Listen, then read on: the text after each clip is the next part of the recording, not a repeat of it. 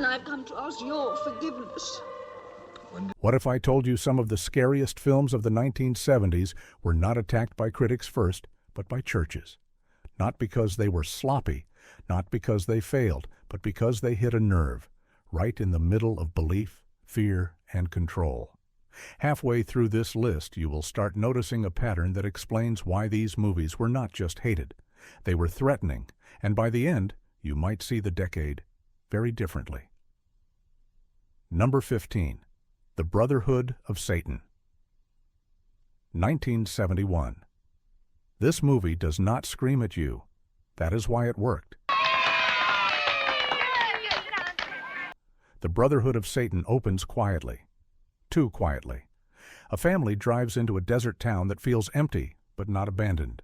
Windows open, doors unlocked, people smiling just a little too calmly. You know something is wrong before the film ever admits it. And that was exactly the problem. In the early 1970s, religious groups were already anxious. Youth culture felt out of control. Trust in authority was cracking. And the car was completely crushed. And here comes a film that suggests evil does not wear horns or hide in shadows. It wears polite smiles, it runs town meetings, it pretends to protect tradition. Church-linked groups criticized the film for suggesting that older authority figures could secretly guide younger people toward dark belief systems. That idea alone was enough to set off alarm bells. This was not a monster movie. This was a suspicion movie. It told audiences that evil survives by blending in. The story follows travelers trapped in a town ruled by elderly leaders who claim they are protecting the future. What they really want is control. The film never rushes. It lets silence do the work. Long pauses. Friendly conversations that feel wrong. Kids who know too much. The fear here is not noise. It is implication.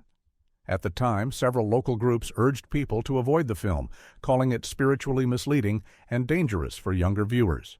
Not because of anything graphic, but because of the idea behind it. That belief systems can be passed quietly. That faith can be twisted without fireworks. And audiences felt it. The movie never became a massive hit, but it lingered. It showed up at late screenings. It showed up in whispered conversations. It showed up in sermons warning about entertainment that erodes values from the inside. The Brotherhood of Satan did not try to shock. It tried to suggest. And that suggestion stuck. Mini conclusion: this film scared people who believed danger should be obvious. It argued that sometimes the most frightening thing is how normal everything looks. Number 14. The Blood on Satan's Claw. 1971. This one caused real discomfort, and it did not care. The Blood on Satan's Claw drops you into a rural village where belief is already fragile. Faith exists, but it is thin.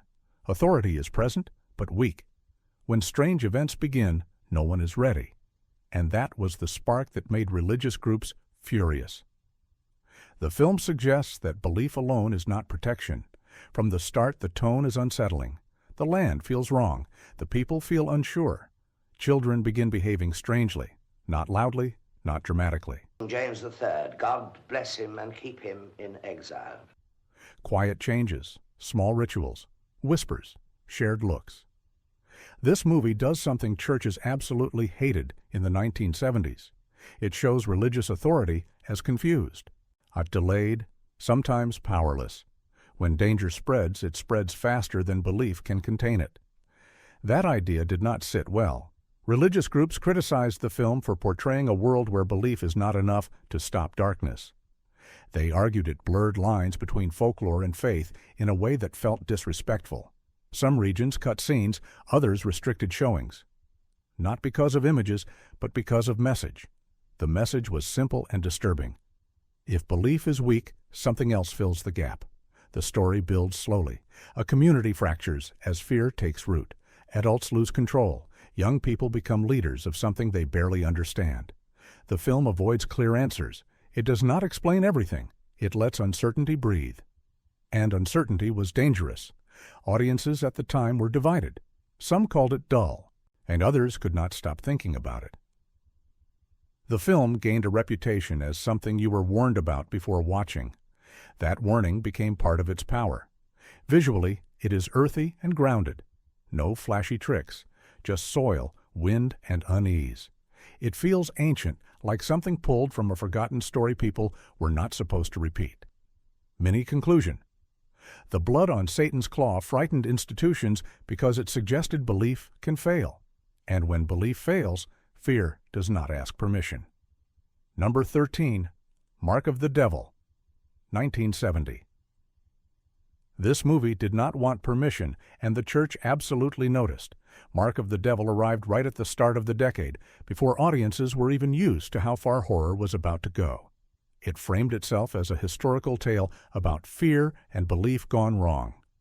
But that framing did not soften the blow. If anything, it made it worse.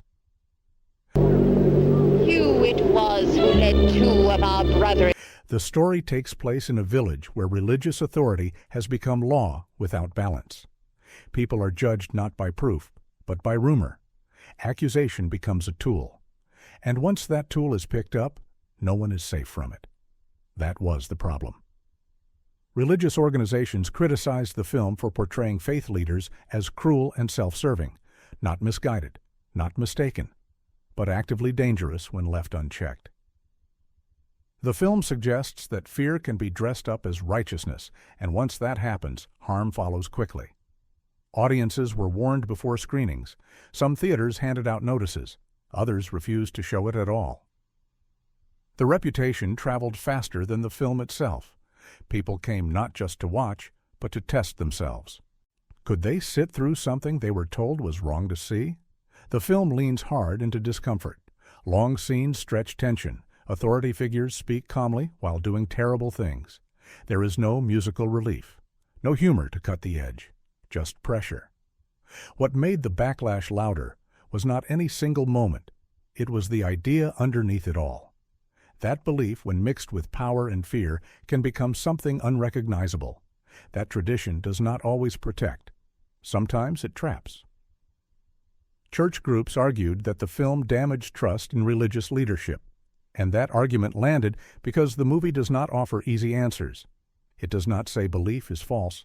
It says belief without accountability is dangerous, and that is a harder idea to dismiss. Over time, Mark of the Devil became less about shock and more about warning. Not a warning against belief, a warning against certainty. Mini conclusion. This film scared people who thought faith was always safe in the right hands. It asked what happens when those hands stop shaking. Number 12, The Devil's Reign, 1975. This one was loud, proud, and absolutely unapologetic. The Devil's Reign did not hide its intentions. From the title alone, it promised trouble, and it delivered exactly what religious groups feared most in the mid-1970s. Public fascination with secret belief systems. Open talk of cult behavior, and the suggestion that belief could be inherited like a curse. The story centers on an old conflict passed down through generations, a battle not fought with armies, but with loyalty and fear. Characters are pulled into something larger than themselves, on something rooted in tradition that refuses to die. Religious organizations criticized the film for treating dark belief systems like inherited destiny. They warned that it encouraged curiosity instead of rejection, that it made forbidden ideas feel cinematic rather than shameful. And they were right about one thing. The film made it memorable. Visually, The Devil's Reign is striking. Heavy atmosphere, strange gatherings, faces that feel frozen between devotion and terror. It does not rush. It builds mood until the air feels thick. Watching it feels like stepping into a belief system you were warned never to question. The fear here is not sudden, it is slow. It creeps through family lines, through names, through whispered stories that never quite disappear. At the time, religious commentators spoke openly against the film. They framed it as part of a growing wave of entertainment that treated belief like spectacle, something to watch instead of live, something to sample instead of follow. Audiences were drawn in by that controversy. Some went in laughing, many came out quiet. The devil's reign never pretends to be subtle. It wants you to feel overwhelmed, surrounded, trapped by history and expectation. Mini conclusion. This movie frightened institutions because it suggested belief does not fade. It waits, and when it returns louder. Number 11. Beyond the Door, 1974. This movie existed because fear was profitable, and everyone knew it. Beyond the Door arrived during the wave that followed one very famous possession film. Studios rushed in, but this one leaned harder into shock, confusion, and emotional collapse. And that is exactly why religious groups reacted fast. The story centers on an ordinary family that slowly unravels. No grand warnings, no clear moment when everything breaks, just subtle shifts.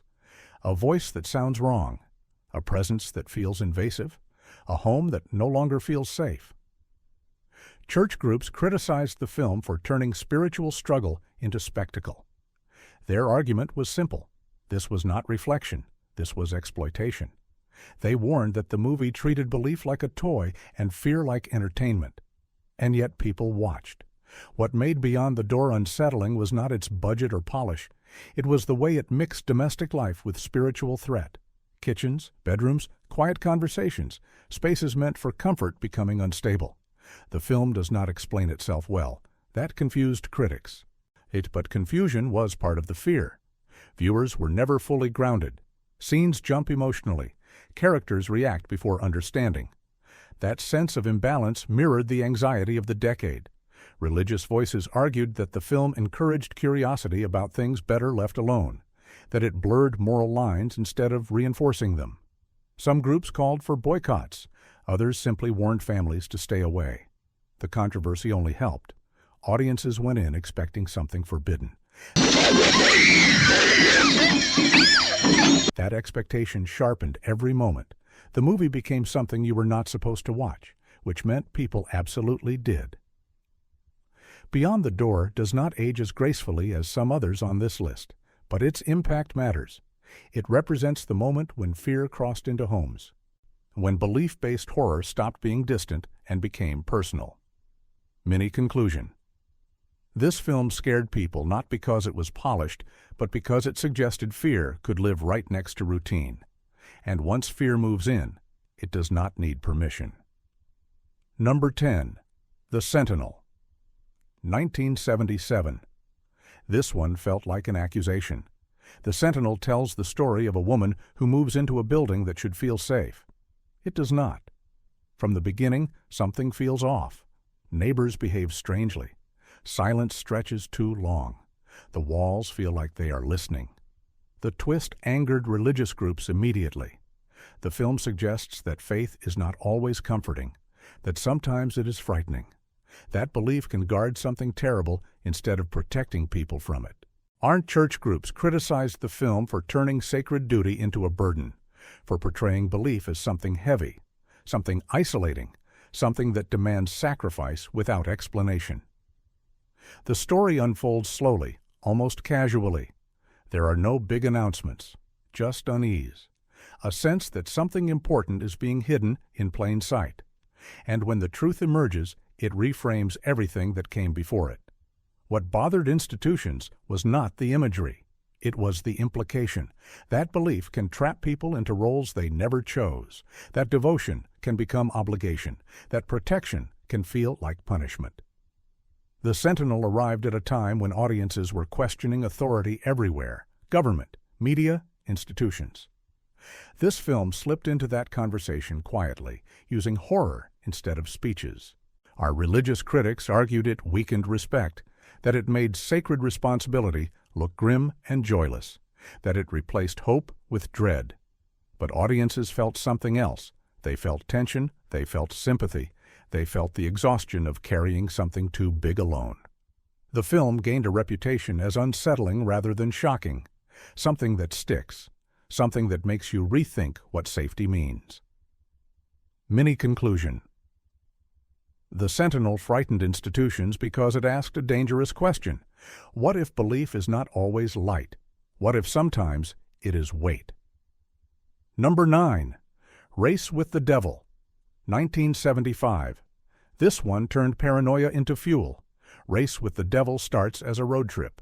Friends, laughter, open highways. Then everything turns. A chance encounter pulls the group into something they cannot escape. No warnings, no time to think, just motion. The fear here is speed.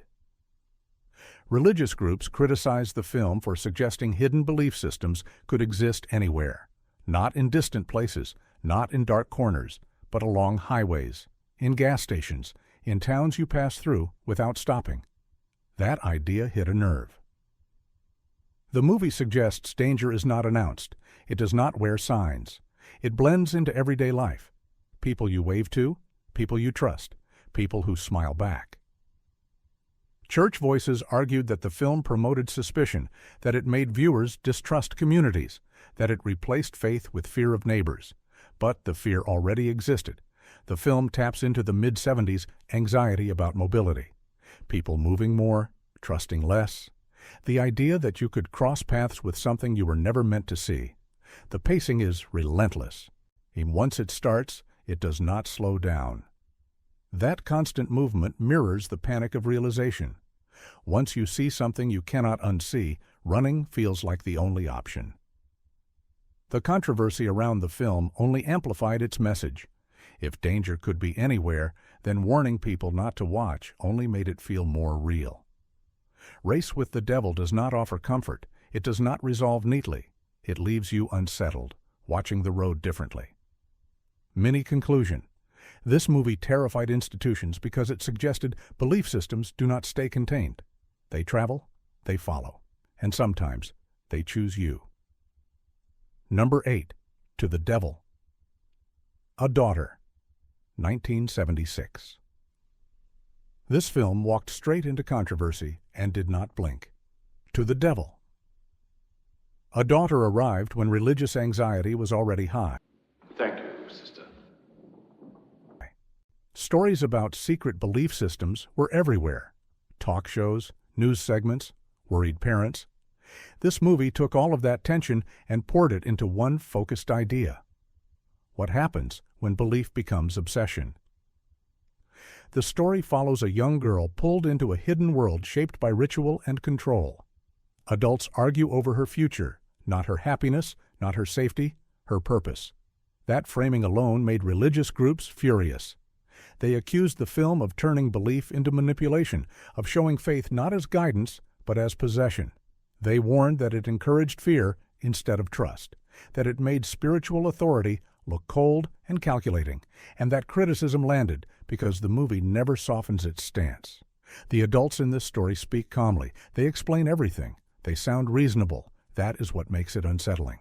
The film suggests danger does not always shout. Sometimes it persuades. Sometimes it smiles. Sometimes it claims it knows what is best. Visually, the movie keeps things restrained. It relies on mood instead of spectacle. Shadows, quiet rooms, conversations that feel weighted. The tension builds through implication rather than noise.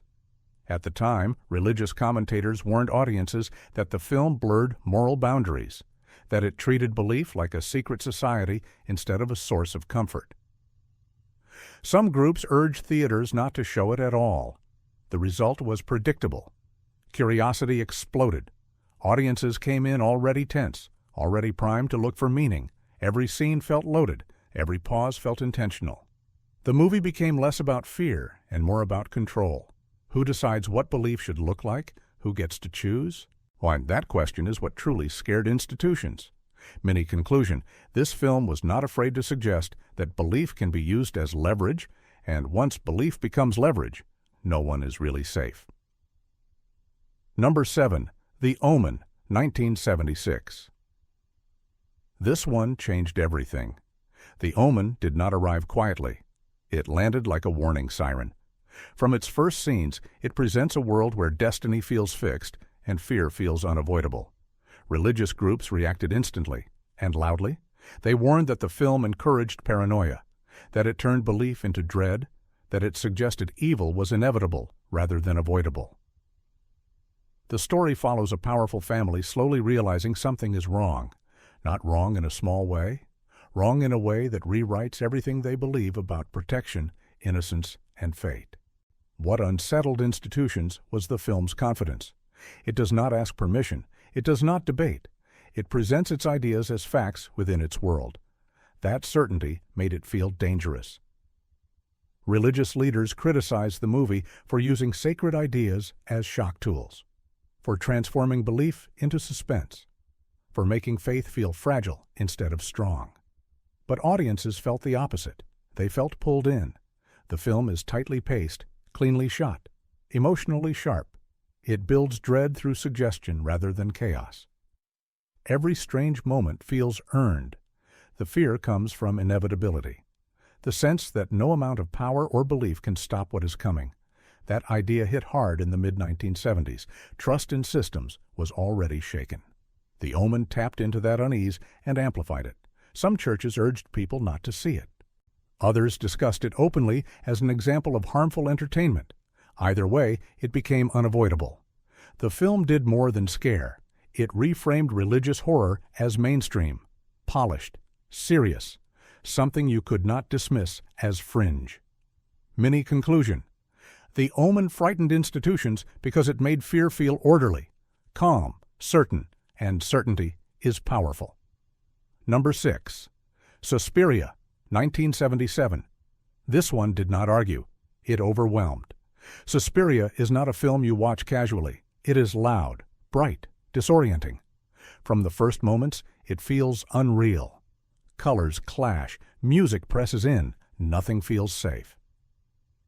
Religious groups criticized the film for turning dark belief into art. They argued it glamorized forbidden ideas, that it made danger look beautiful, that it invited curiosity instead of rejection. And that criticism made sense.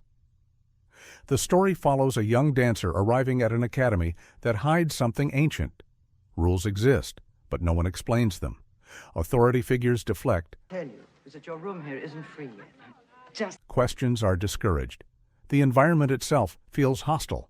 The film does not explain its belief system clearly. That ambiguity disturbed institutions. It does not define lines. It lets atmosphere do the work. Fear here is sensory. You feel it before you understand it. The movie does not care if you are confused. Confusion is part of the experience. At the time, religious voices warned that the film was not just scary. It was hypnotic, that it bypassed logic and went straight for emotion. Audiences were split. Some walked out. Others were mesmerized. The film became a test. Could you handle something that refused to guide you? Suspiria does not tell you what to think. It makes you feel trapped inside someone else's nightmare. Mini conclusion. This film scared institutions because it proved belief-based horror did not need explanation. It only needed impact. Number 5. The Devils, 1971. This was the one that crossed the line and kept walking. The Devils did not quietly upset religious groups. It provoked them, directly, loudly, publicly. From the moment it appeared, it was treated less like a movie and more like a threat. The story is set in a town where belief, power, and control are tangled together so tightly they cannot be separated. Authority figures claim to act in the name of faith, but their actions reveal something else entirely. Politics, fear, ego, image. That framing alone was explosive. Religious organizations accused the film of attacking belief itself. They argued it mocked sacred institutions and presented devotion as madness. Calls were made for restrictions. Scenes were removed in some regions. The film's reputation became as famous as the movie itself. What made it so dangerous was not shock. It was clarity. The Devils does not suggest corruption quietly. It places it front and center. Calm speeches followed by cruel decisions. Rituals used as tools. Faith used to justify control. The film argues that belief mixed with unchecked authority becomes something else entirely, and it refuses to soften that argument. Audiences were divided. Some saw it as excessive, others saw it as honest. But no one walked away unaffected. The film feels intense because it never blinks. It never reassures you. It never says this is just a story. Religious critics warned that the film confused viewers. that it blurred sacred meaning, that it encouraged disrespect. But those warnings only sharpened curiosity. The devils became something you were told not to watch, which meant people talked about it constantly. Over time, it earned a strange status, less a movie, more a confrontation, something that forced viewers to examine where belief ends and control begins. Mini conclusion. This film terrified institutions because it suggested belief does not fail quietly. It fails publicly, and when it does, the damage is visible. Number 4. Alucarda, 1977. This one crossed a line most films would not even approach.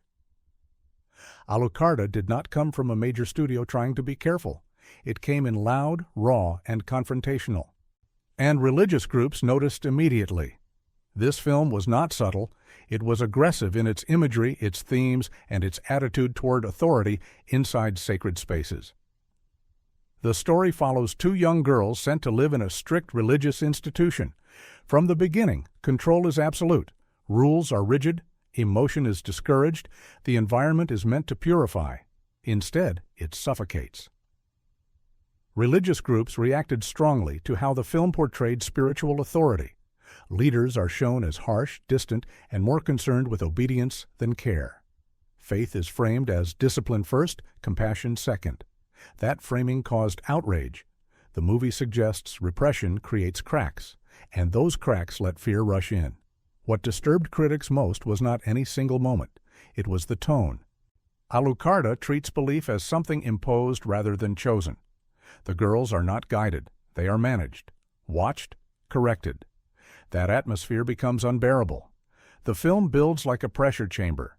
Quiet obedience at first, then confusion, then rebellion.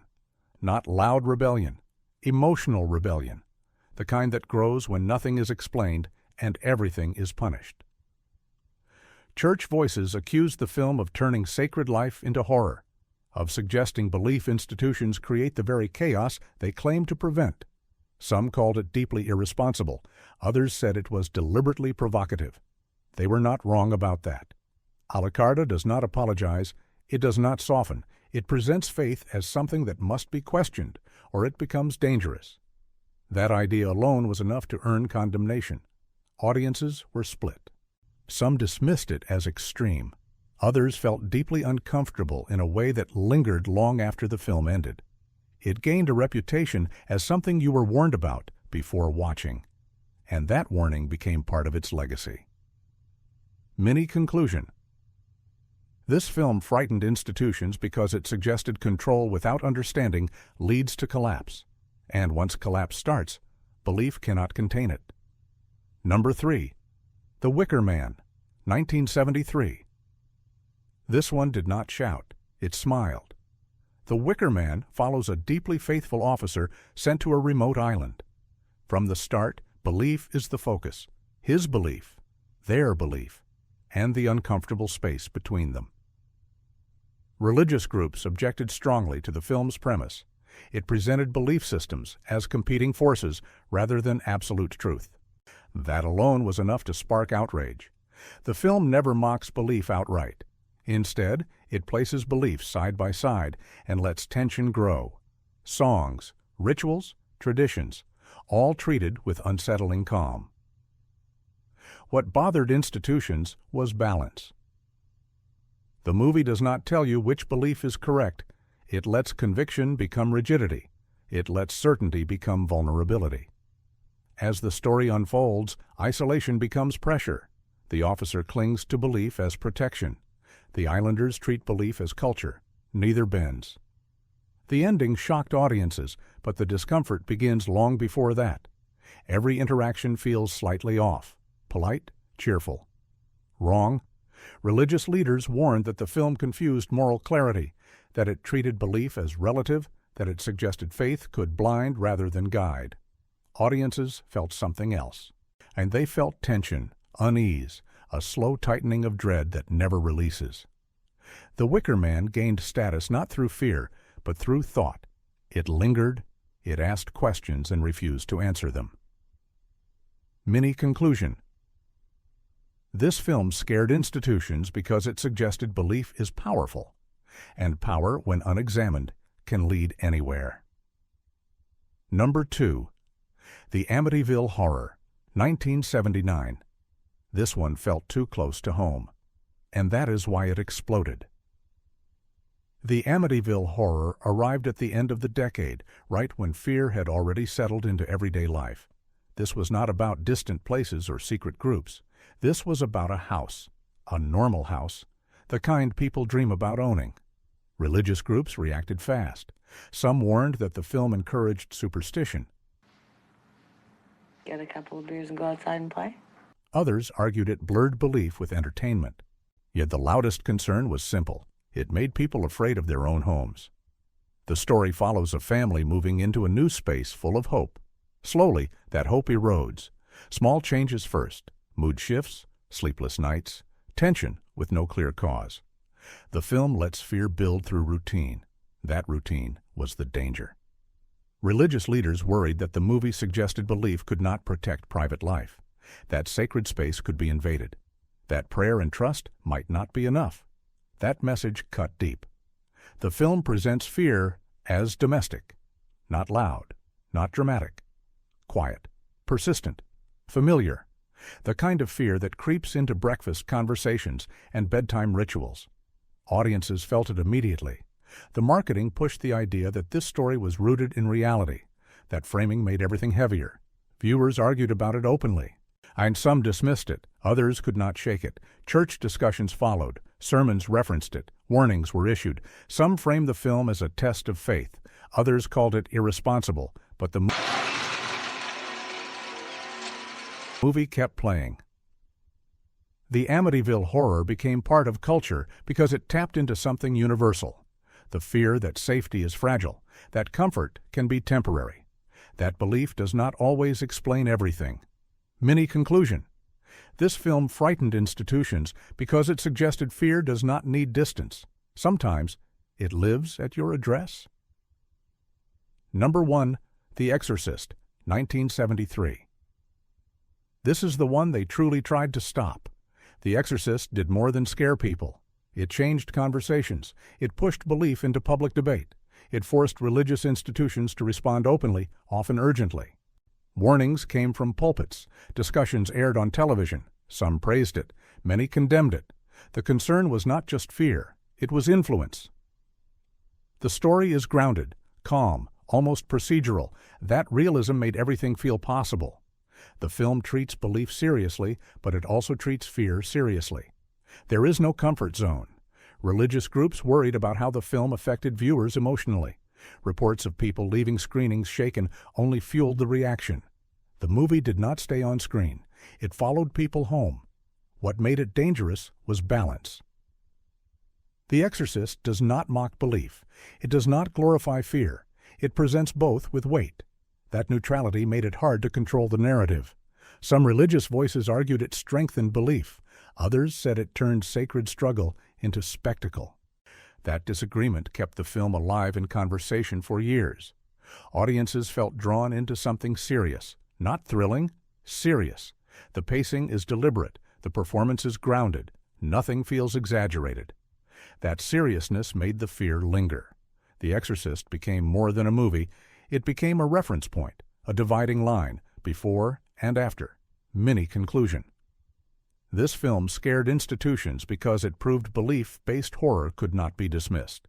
It demanded attention, and attention changes everything. These films were not attacked because they failed. They were attacked because they landed. They questioned comfort. They challenged certainty. They made belief feel fragile, powerful, and human all at once. If any of these surprised you, say which one hit hardest. Share this with someone who thinks the 1970s were tame, and ask yourself this: what scares institutions more, fear itself, or the questions fear leaves behind?